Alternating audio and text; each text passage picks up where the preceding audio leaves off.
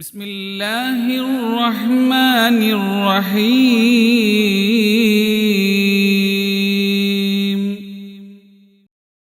അല്ലാഹുവിന്റെ റസൂല് പറയുന്നുണ്ട്, സൽമാൻ റളിയല്ലാഹു അൻഹു പറയുന്നു, ഖതബനാ റസൂലുള്ളാഹ്,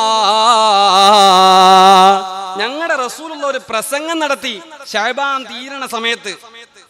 ശഅബാൻ അങ്ങട്ട് തീരുന്ന സമയത്ത് എന്താ റസൂലുള്ള പറഞ്ഞത്? ഫി ആഖിരി യൗമിൻ മിൻ ശഅബാൻ, ശഅബാന്റെ അവസാനത്തെ ദിവസമായപ്പോ റസൂലുള്ള ഒരു പ്രസംഗം നടത്തി. സ്വഹാബാക്കളെല്ലാം ഇങ്ങനെ മുന്നിലുണ്ട്. യാ അയ്യുഹന്നാസ്, അല്ലയോ ജനങ്ങളെ. റസൂലുള്ള വലിയ ആവേശത്തോടെയാ പറയണേ. റസൂലുള്ളാന്റെ ഒരു ആവേശം ആ ഹദീസ് കണ്ടറിയാം. ആ ഹദീസ് ഇങ്ങനെ വായിച്ചു നോക്കുമ്പോ റസൂലുള്ളാന്റെ ആ ഒരു ആവേശവും ഒരു സന്തോഷം അത് നമുക്ക് വേണം സഹോദരങ്ങളെ. റമദാൻ വരാൻ നഷ്ടപ്പെട്ടു പോയി കഴിഞ്ഞാൽ ഇതിൽ പരം ഒരു നഷ്ടം ദുനിയാവിൽ വേറെയില്ല, ആ ഒരു വർഷത്തിൽ വേറെയില്ല. ഒരു സെക്കൻഡ് പാഴിക്കളയാൻ നമുക്കില്ല റമദാനില്, ഒരു സെക്കൻഡ്. അല്ലാഹുവിന്റെ റസൂല് പറയുന്നു, ഖദ് അളല്ലകും ശഹ്റുൻ അളീം. സ്വഹാബത്തെ, ഖദ് അളല്ലകും ശഹ്റുൻ അളീം. ഇതൊരു വാക്ക്. സ്വഹാബത്തെ, അളല്ലകും നിങ്ങൾക്ക് തണലാവുകയാണ്, നിങ്ങൾക്ക് തണൽ മരമായ ഒരു മാസം വരികയാണ്. ശഹ്റുൻ അളീം, ഒരു വണ്ണമായ മാസം, ഒരു വലിയ മാസം. ധർമ്മങ്ങളുടെ ഒരുപാട് പ്രതിഫലങ്ങളുടെ, ഒരുപാട് ആഗ്രഹ സബലീകരണങ്ങളുടെ, ഒരുപാട് രോഗശമനങ്ങളുടെ, ഒരുപാട് അനുഗ്രഹങ്ങളുടെ പേമാരിയായിട്ട് ഒരു മാസം വരികയാണ്. ശഹ്റുൻ അളീം.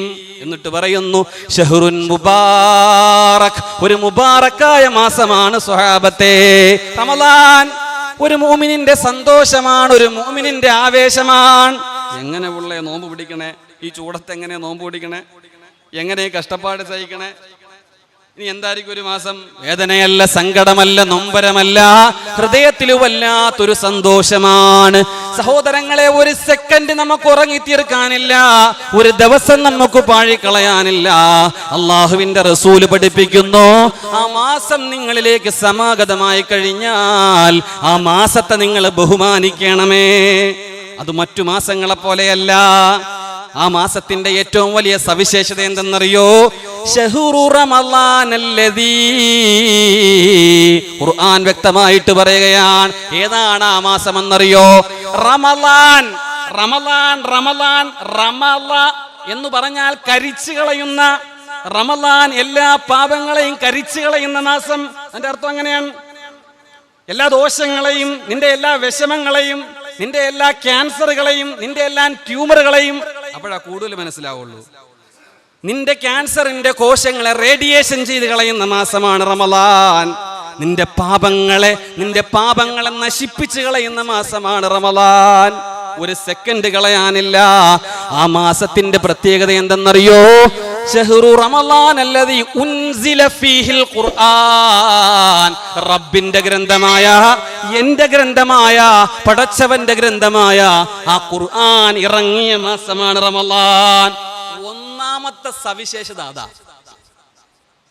ഒന്നാമത്തെ സവിശേഷത അതാണ്. അതങ്ങോട്ട് വന്നു കഴിഞ്ഞാൽ നിങ്ങൾ എന്താ ചെയ്യേണ്ടത്? അതും പറയുന്നുണ്ട്.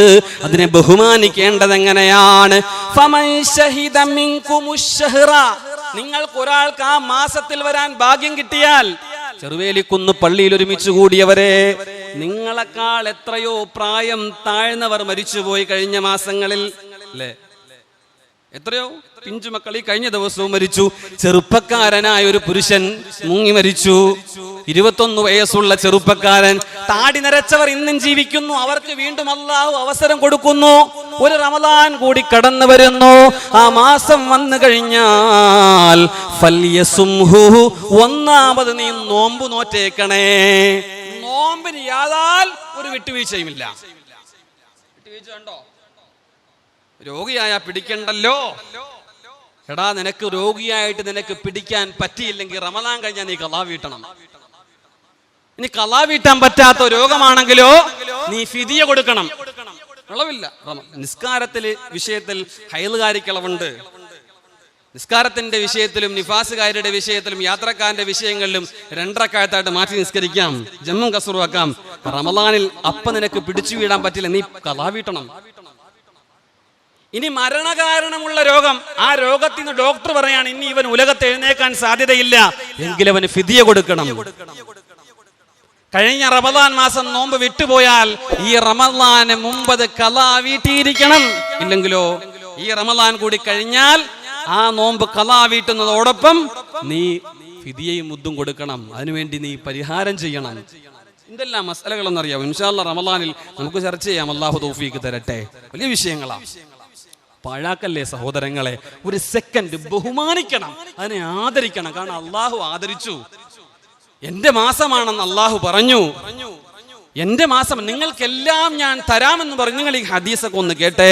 അള്ളാഹുവിന്റെ റസൂല് പറയുന്നു, ഹബീബായ നബിതങ്ങൾ പറയുന്നു, സഹോദരങ്ങളെ, നോമ്പെന്ന് പറഞ്ഞാൽ എന്താണ്? ഇദാ സുംത, നീ നോമ്പുകാരനായാൽ, നീ അത്താഴം കഴിച്ചു, പ്രഭാതം മുതൽ സുബഹി ബാങ്ക് കേട്ടത് മുതൽ നോമ്പുകാരനായാൽ, വയറ്റിന് മാത്രമല്ല നോമ്പ്, ഇന്ന് നമ്മുടെ വയറ്റിനാണ് നോമ്പ്. കഴിഞ്ഞുപോയ റമദാനുകൾ വയറ്റിനായിരുന്നു, ഫുഡ് കഴിക്കൂല, ബാക്കിയെല്ലാം നമ്മൾക്കൊരു നിയന്ത്രണമില്ലാതായി. ഈ വർഷം അങ്ങനെയാകല്ലേ. അടുത്ത റമദാൻ അവസരം കിട്ടാതെ പോയാൽ, അവസാനം റമദാൻ അവസരം കിട്ടാതെ പോയാൽ, ഇപ്പൊ നിങ്ങൾ ആഗ്രഹിച്ചു റമദാൻ കിട്ടണമേ അല്ല എന്നാഗ്രഹിച്ചിട്ട് ഈ റമദാന് മുമ്പിൽ എന്റെ ശബ്ദം കേൾക്കുന്ന ഞാനോ നിങ്ങളോ മരണപ്പെട്ടു പോയാൽ, ഒരുപക്ഷെ ആ റമദാന്റെ കൂലി നമുക്ക് അല്ലാഹു തന്നേക്കാം ആഗ്രഹിച്ചതിന്റെ പേരില്.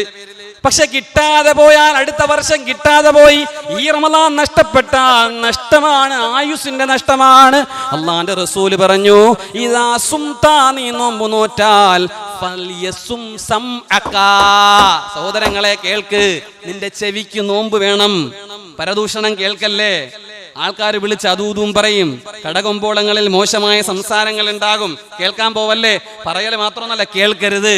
പല ആൾക്കാർ പലതും പറയും, പല വാർത്തകളും കേൾക്കി. കേൾക്കാൻ നിൽക്കല്ലേ. ഞാൻ നോമ്പുകാരനാണ്, നിന്നെ ഉപദ്രവിക്കാൻ വന്നോ, നീ എന്താ പറയേണ്ടത്? സോറി സഹോദര, ഞാൻ നോമ്പുകാരനാണ്, എന്നെ വെറുതെ വിട്ടേക്ക്, ഞാൻ പോട്ടെ. കൂട്ടം കൂടി ഇന്ന് സംസാരിക്കുന്നു. ആരെ കാര്യം? അപ്പുറത്തെ ആൾക്കാരുടെ കാര്യം. എന്തായി ആ കാര്യം? എന്തായി? കേൾക്കാൻ നിക്കല്ല്. നീ നിന്റെ വഴിക്ക് പോയേക്കണം. നിന്റെ നോമ്പ് ബാത്തിലായി പോകും, കൂലി കിട്ടൂല എന്ന് മാത്രമല്ല, നഷ്ടപ്പെട്ടു പോകും സഹോദരങ്ങളെ. മിമ്പറിൽ അല്ലാഹുവിന്റെ റസൂല് കയറുകയാണ്. ഓരോ പടിയിലും ആമീൻ പറഞ്ഞു റസൂലുള്ളാഹ്. സഹാബാക്കൾ ചോദിച്ചു, എന്ത് ദുആയാണ്, ആരാണ് ചെയ്തത് നബിയേ? റസൂലുള്ളാഹ് പറഞ്ഞു, ജിബ്രീൽ വന്നൊരു ദുആ ചെയ്തു സുഹാബ, റമദാൻ സമാഗതമായിട്ട്. ഭയങ്കര വാക്കാ. റമദാൻ സമാഗതമായിട്ട് ഒരുവന്റെ പാപം അല്ലാഹു പുറത്തു കൊടുത്തില്ലയോ? അല്ലാഹുവേ നീ കാക്കണേ റഹ്മാനെ. ആമീൻ പറ. അല്ലാഹുവേ കാക്കണേ റഹ്മാനെ. റമദാൻ സമാഗതമായിട്ട് നിന്റെ പാപം അല്ലാഹു പുറത്തു തന്നില്ലയോ? പടച്ചവനെ, നീ അവനെ നശിപ്പിച്ചേക്കണമേ അല്ലാ എന്ന് ജിബ്രീൽ ദുആയിരുന്നപ്പോ ഞാൻ ആമീൻ പറഞ്ഞതാ സ്വഹാബത്തെ. ഈ റമദാനിൽ പാപം എന്റെയും നിങ്ങളെയും പുറത്തു കിട്ടിയില്ല എങ്കിൽ നശിച്ചു പോകും സഹോദരങ്ങളെ. കഴിഞ്ഞ വർഷം മുതൽ ഈ വർഷം വരെയുള്ള പാപങ്ങൾ പുറത്തു കിട്ടി. എങ്ങനെ?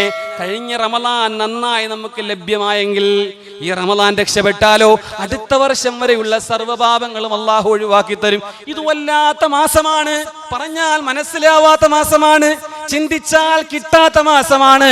ഒരു സെക്കൻഡ് ഇതിന്റെ പ്രതിഫലങ്ങാനം നിങ്ങളോട് പറയേണ്ട രൂപത്തിൽ റസൂലുള്ളാഹ് നേരിട്ട് വന്നെങ്ങാനും പറഞ്ഞിരുന്നെങ്കിൽ, കാരണം ഹദീസിന്റെ വലിപ്പം അങ്ങനെ ചിന്തിച്ചു പോവാണ്.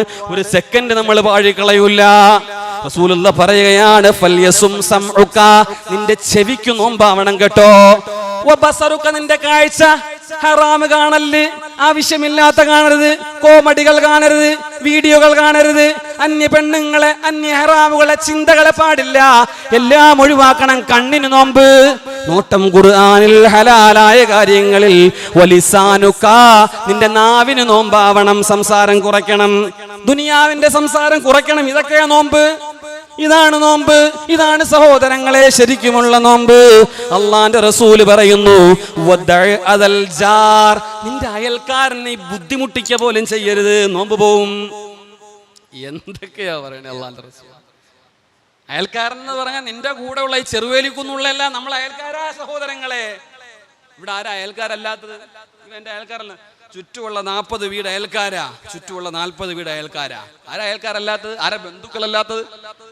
കുടുംബബന്ധം മുറിച്ചിട്ട് നോമ്പിന്റെ പ്രതിഫലം പ്രതീക്ഷിക്കണ്ട. കൂട്ടുകാരനോട് പിണങ്ങിയിരുന്നിട്ട് നോമ്പ് പിടിച്ചിട്ട് കാര്യമില്ല, കിട്ടൂല, പ്രതിഫലം കിട്ടൂല. എന്തുകൊണ്ട്? അവന് പ്രതിഫലമില്ലെന്ന് നബി മുഹമ്മദ് മുസ്തഫ. ഗൗരവത്തോടെ ചിന്തിക്ക്. എന്നിട്ട് പറയുന്നു, വല്യകുൻ അലൈക വഖാറും വസകീന. നോമ്പിൽ നീ സമാധാന ചിത്തനാകണം. നോമ്പിൽ സമാധാനം. നീ നടക്കുന്നത് ഭൂമി പോലും അറിയരുത്. നീ നടക്കുമ്പോ ഭൂമി പോലും, മണ്ണ് പോലും അറിയരുത് നീ നടന്നു പോകുന്നത്. അടുത്ത് നിൽക്കുന്ന ആള് അറിയരുത് നീ വന്ന് നിൽക്കുന്നത്. നീ നിന്റെ കാര്യം, നിന്റെ ചിന്തകൾ മാറിപ്പോകുന്നതിനെ തൊട്ട് നമ്മുടെ എല്ലാവരുടെയും ചിന്തകൾ മാറിപ്പോകുന്ന, ഡീവിയേറ്റ് ചെയ്യുന്നതിനെ പറ്റി നമ്മൾ ചിന്തിക്കുകയെ ചെയ്യരുത്. ഭയങ്കരവാ സഹോദരങ്ങളെ. അതാ അല്ലാഹുവിന്റെ റസൂല് അള്ളാഹു പറഞ്ഞത് ഖുദ്സിയായ ഹദീസിൽ. അസ്സൗമു ലീ. ഓ, എന്തൊരു ഹദീസ് എന്നറിയാത്, ഭയങ്കരാണ്. അസ്സൗമു ലീ, നോമ്പെനിക്കാൻ,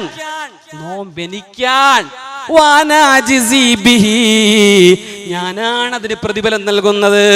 നബി അള്ളാഹുവിന്റെ റസൂല് പറഞ്ഞ ഹദീസിൽ അള്ളാഹു പറഞ്ഞതായിട്ട് ഖുദ്സിയായ ഹദീസ്. അള്ളാഹു പറഞ്ഞ കാര്യം അള്ളാഹു പറഞ്ഞെന്ന് റസൂലുള്ള പറയണതാ ഖുദ്സിയായ ഹദീസ്. ഇഷ്ടം പോലെ അള്ളാഹ് പറഞ്ഞു. നോമ്പെനിക്കാൻ, നിസ്കാരം എനിക്കെന്നല്ല പറഞ്ഞില്ല. എല്ലാ പടച്ചോനിക്കാ, അത് പടച്ചോനിക്കെന്നെ അറിയാം, നമുക്കും അറിയാം, ഒക്കെ ചെയ്യുന്ന റബ്ബിനാ. പക്ഷെ നോമ്പിന്റെ കാര്യം വന്നപ്പോ അല്ല പറഞ്ഞു, അസ്സൗമുല്ലീ, നോമ്പെനിക്കാൻ, ഞാനാണ് പ്രതിഫലം പറയുന്നത്, കണക്കില്ല. റബ്ബേ, ഇത്ര ആകാശ ഭൂമിയുടെ ഇത്രയുള്ള പ്രതിഫലം തരാം. ഞാനാണ് പ്രതിഫലം തരുന്നത്. ചിലപ്പോ സ്വർഗമാകാം, ചിലപ്പോ മഗ്ഫിറത്താകാം, ചിലപ്പോ നിന്റെ രോഗം ശിഫയാകുന്ന എന്തുമാവാം, എല്ലാം ആവാം. റമളാൻ അങ്ങനെയാണ് സഹോദരങ്ങളെ. അല്ലാഹുവിന്റെ റസൂല് പറയുന്നു, വലാ തജ്അൽ യൗമ സൗമിക യൗമ ഫിത്രിക സവാ. ശഅബാൻ പോലെ, റജബ് പോലെ, റബിയുൽ അവ്വൽ പോലെ, മുഹറം പോലെ, സഫർ പോലെ, ദുൽഹജ്ജ് പോലെ, ദുൽഖഅദ് പോലെ മറ്റു മാസങ്ങളിൽ നിങ്ങളായതുപോലെ ആകല്ലേ റമളാനിൽ. റമളാൻ എന്റെയാണ്. ഇത്ര പറഞ്ഞിട്ട് പടച്ചോന് മതിയാവുന്നില്ല. ഇത്ര പ്രതിഫലം. സഹോദരങ്ങളെ, ദൃഢപ്രതിജ്ഞ ചെയ്യുക. ഈ ശഅബാന്റെ അവസാന വെള്ളിയാഴ്ചയിൽ ചിന്ത വിടാതിരിക്കുക. ഇൻഷാ അല്ലാഹ് ഒരു തറാവീഹ് പോലും ഞാൻ മുടക്കൂല അല്ലാഹ്. കഴിഞ്ഞ റമളാനിൽ എനിക്ക് വരാൻ പറ്റിയിട്ടില്ല അല്ലാഹ്. ഉറച്ച തീരുമാനം, ആഗ്രഹം വേണം. ആഗ്രഹമില്ലാതെ ചെയ്താൽ അള്ളാഹുവിന് വേണ്ടട്ടോ സഹോദരങ്ങളെ.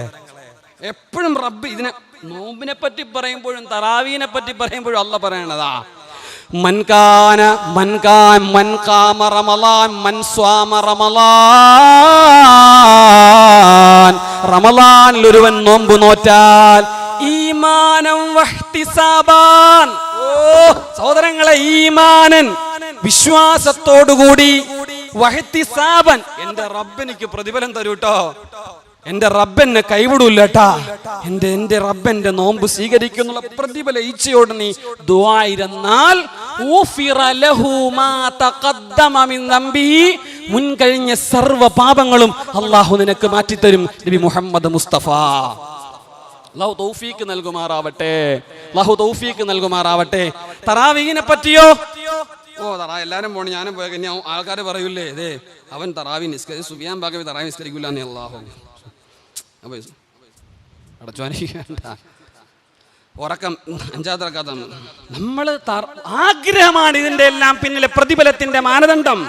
സദഖ കൊടുത്തേക്കാൻ റമളാനല്ലേ, ഒരു മുത്താലിം വന്ന് പ്രസംഗിച്ചു 10 രൂപ. അടച്ചോനിക്ക്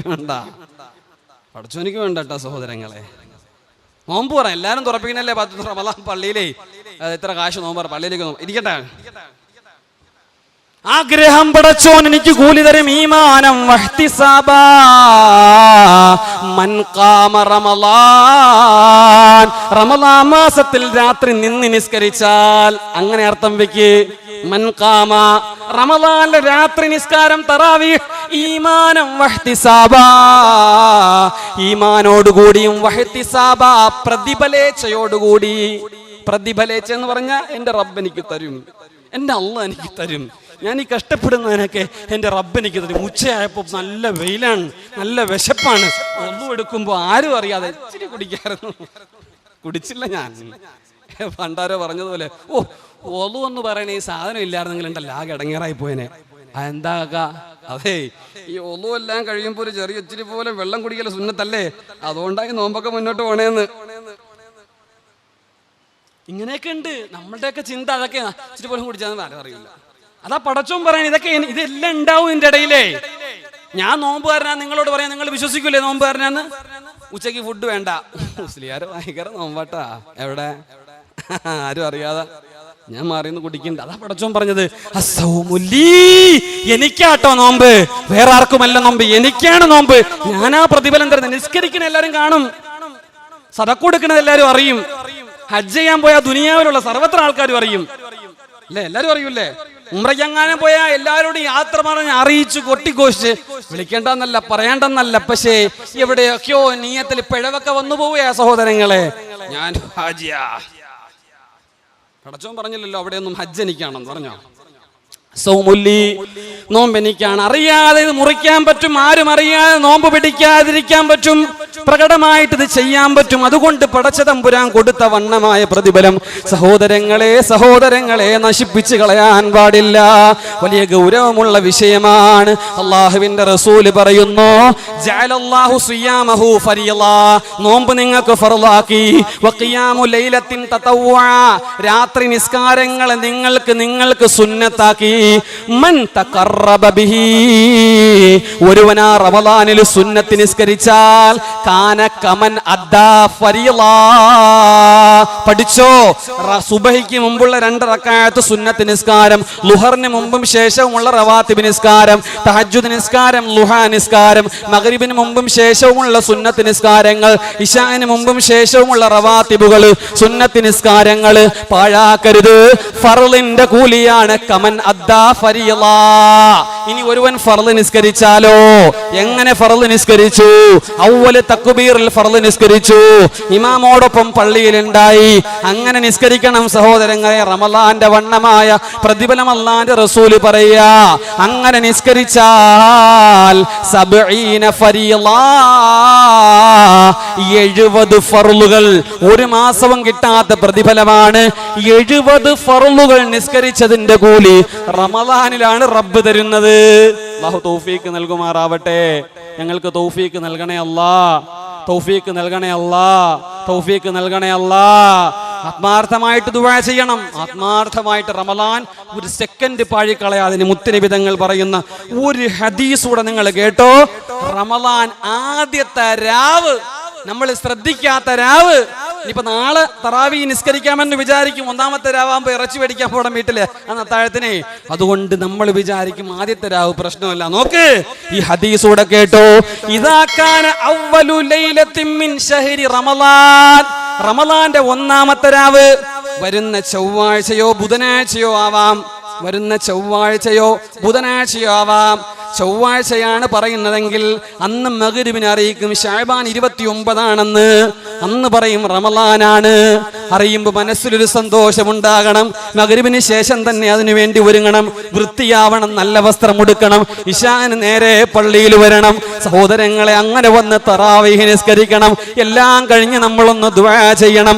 അങ്ങനെ ദുആ ചെയ്താൽ നളറല്ലാഹു തആല ഇലൈഹിം, അള്ളാഹു അവരിലേക്ക് ഒരു നോട്ടം നോക്കുന്നതാണ്. ചെറുവേലിക്കുന്നിൽ നമ്മൾ ഒരുമിച്ച് കൂടി തറാവീഹ് നിസ്കരിച്ചു, നമ്മൾ ദുആ ചെയ്തു. റമളാന്റെ 1ാമത്തെ രാവിൽ നമ്മൾ ആത്മാർത്ഥമായി റബ്ബിനോട് തേങ്ങിക്കരഞ്ഞു എന്ന് റസൂലുള്ള പറഞ്ഞിട്ട് പറയുന്നു, വമൻ നളറല്ലാഹു ഇലൈഹി, ഒരുവനിലേക്ക് റമളാന്റെ 1ാമത്തെ രാവിലെങ്ങാനും അള്ളാഹുവിന്റെ നോട്ടം കിട്ടിയാൽ, എന്നെ നോക്കിയാൽ, നിങ്ങളെ നോക്കിയാൽ, റമളാന്റെ 1ാമത്തെ രാവ് റബ്ബിന്റെ നോട്ടം കിട്ടിയാൽ, ലം യുഅദ്ദിബുഹു അബദാ, പിന്നെ അവനെ ശിക്ഷിക്കപ്പെടില്ല, പിന്നെ അവനെ അള്ളാഹു അദാബിലാക്കൂല, പിന്നെ അള്ളാഹു അവനെ ഇടങ്ങേറ് ചെയ്യില്ല. അള്ളാഹുവിന്റെ നോട്ടം കിട്ടിയോ, അള്ളാഹു നമ്മളെ എങ്ങാനും നോക്കിയോ, പടച്ചവനെ ഞങ്ങളെ ആ കൂട്ടത്തിൽ നീ പെടുത്തണേ അല്ലാ. ആ കൂട്ടത്തിൽ നീ പെടുത്തണേ അല്ലാ, ആ കൂട്ടത്തിൽ നീ പെടുത്തണേ അല്ലാ. ഒന്നാമത്തെ രാവിനേക്കാൾ ശ്രേഷ്ഠതയാണ് രണ്ടാമത്തെ രാവ്, രണ്ടാമത്തെ രാവിനേക്കാൾ ശ്രേഷ്ഠതയാണ് മൂന്നാമത്തെ രാവ്, മൂന്നാമത്തെ രാവിനേക്കാൾ ശ്രേഷ്ഠതയാണ് നാലാമത്തെ രാവ്.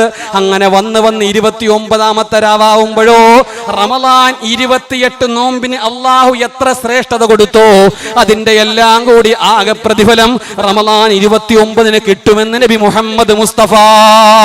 റമളാൻ 27 ലൈലത്തുൽ ഖദറാണെന്ന് പറഞ്ഞ് വന്നിരുന്ന് മാത്രം ദുആ ചെയ്തിട്ട് കാര്യമില്ല. ഒന്ന് തുടങ്ങിയോ പിറകണ്ടോ റമളാൻ തുടങ്ങിയോ. ഉണരുക സഹോദരങ്ങളെ, ഉണരുക സഹോദരങ്ങളെ, ഉയരുക സഹോദരങ്ങളെ, കണ്ണു തുറക്കുക സഹോദരങ്ങളെ, മനസ്സ് തുറക്കുക സഹോദരങ്ങളെ, റബ്ബിലേക്ക് കൈനീട്ടുക സഹോദരങ്ങളെ, പൊട്ടിക്കരയുക സഹോദരങ്ങളെ. ഒരു സെക്കൻഡും പാഴാക്കാനില്ല. എന്നിട്ട് ദുആ ചെയ്യുക. നിരവധി കാര്യങ്ങൾ നമുക്ക് റബ്ബിനോട് പരാതിയായിട്ട് പറയാനുണ്ട്, ആവശ്യങ്ങൾ പറയാനുണ്ട്.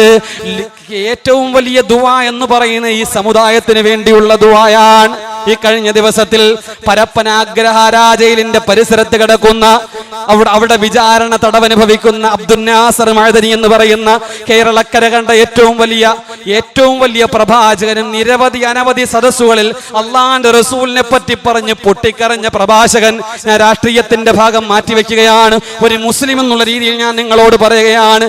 ആ മനുഷ്യനെ പറ്റി ഇന്ത്യയുടെ പരമോന്നത നീതിപീഠം സുപ്രീം കോടതി ജഡ്ജി ബോബ്ഡെ പറഞ്ഞത് എന്തെന്നറിയോ? He was the dangerous person. അദ്ദേഹം ഒരു അപകടകാരിയായ മനുഷ്യനാണ്. എന്ത് അപകടമാണ് സഹോദരങ്ങളെ. ഒരു മുഅ്മിൻ എന്നുള്ള നിലയ്ക്ക് അദ്ദേഹം പറഞ്ഞത് എന്ത് അപകടമാണ്. അദ്ദേഹത്തെ അല്ല പറഞ്ഞത്, അബ്ദുൽ നാസർ മഅദനിയെ പറ്റിയല്ല കേരളത്തിന്റെ പരമോന്നത നീതിപീഠം പറഞ്ഞത്. അത് സുഫിയാൻ ബാഖവിയെ പറ്റിയാണ്. ഇവിടെ ഇരിക്കുന്ന ഓരോ മുസ്ലിമിനെ പറ്റിയാണ്. മുസ്ലിമാണോ അവരെല്ലാം ഡേഞ്ചറുകളാണെന്ന് വരുത്തി തീർക്കുന്ന ഒരു സംവിധാനം നമ്മുടെ തലയ്ക്ക് മുകളിൽ നിൽക്കുകയാണ്. അതുകൊണ്ട് നമുക്കൊരു ആഗ്രഹവും ആവേശവും പടച്ചവൻ മാത്രമേ ഉള്ളൂ. പരിഹാരം ഈമാൻ ഉണ്ടാവുക, കൽബിൽ ഉറച്ച യഖീൻ ഉണ്ടാവുക, ദുനിയാവിനോടുള്ള ഭ്രമം വിടുക, റബ്ബിലേക്ക് മടങ്ങുക. എന്നിട്ട് റബ്ബിന്റെ മുന്നിൽ കൈനീട്ടി ഒന്ന് പൊട്ടിക്കരയുക. നമ്മൾ അവമതിക്കപ്പെടുകയാണ്, നമ്മൾ തള്ളപ്പെടുകയാണ്, നമ്മൾ നിരാകരിക്കപ്പെടുകയാണ്, നമ്മുടെ സ്വാതന്ത്ര്യങ്ങൾ ഹനിക്കപ്പെടുകയാണ്, നമ്മുടെ കുടുംബജീവിതം നഷ്ടപ്പെടുകയാണ്, താറുമാറാകാൻ പോകുന്നതിന്റെ തലയ്ക്ക് മുകളിലുള്ള ഭരണകീടം നിൽക്കുമ്പോ ഈ റമളാനിൽ കൈ ഉയർത്തുക.